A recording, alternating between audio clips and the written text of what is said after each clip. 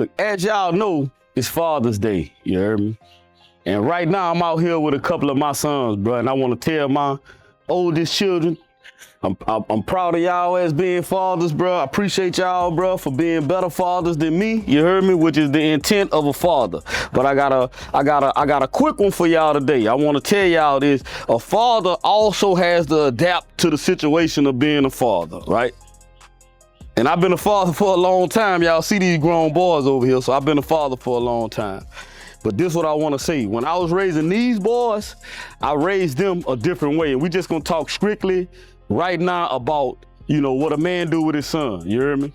A man want his son to be able to defend himself, handle his business, and stand on his own at all times. You heard me? So when I raised these boys, I told these boys, somebody hit you, knock their ass off. They hit you, bust them up. You know, I got you, you know, woo-de-woo. Don't do that for no reason. Don't do it at school, you know, all the different things. You know, you gotta kind of, you know, handle your business and still stay in the guidelines of what I'm trying to teach and the father that I'm trying to be, because, you know, y'all can get kind of out of line. I get on y'all ass too. You know what I'm saying? But when I got to raising this boy, which is almost a 20-year difference than these boys, well, I ain't gonna say 20, or 15 for sure.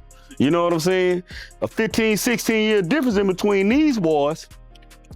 I couldn't tell this boy to put his hands on nobody. The times had done changed. You feel what I'm saying? The times had done changed. This is a 2006 baby, and these 90s babies. You feel what I'm saying? In the 90s, you could get a scratch. I could let him square up. Me and the parents or be like, yeah, they done that thing and we got on out the way. The parents ain't in it. Nobody woo-de-wham-wham. I'll do this on this side. If this boy get a good lick on a or whatever, they gonna want to kill him. The mama and them mad. The daddy and them mad. The mama and daddy in the kids' business, and they just had an altercation, which the parents should be able to get together and dissolve the altercation, but they can't, because the times done changed.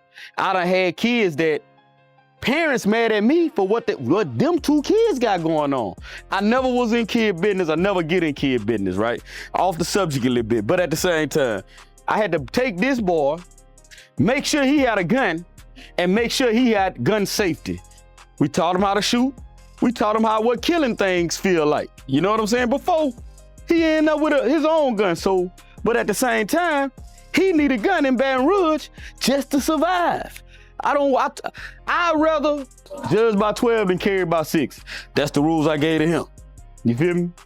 The rules I gave to these boys was beat their ass, tear them up.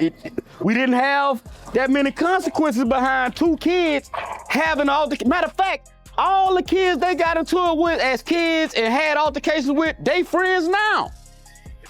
Then this generation come along, which I'm doing my best to keep my son in the right realm. You know what I'm saying? But this generation come along, and this generation, if he punch somebody in the eye, it's a possibility that he can die tonight.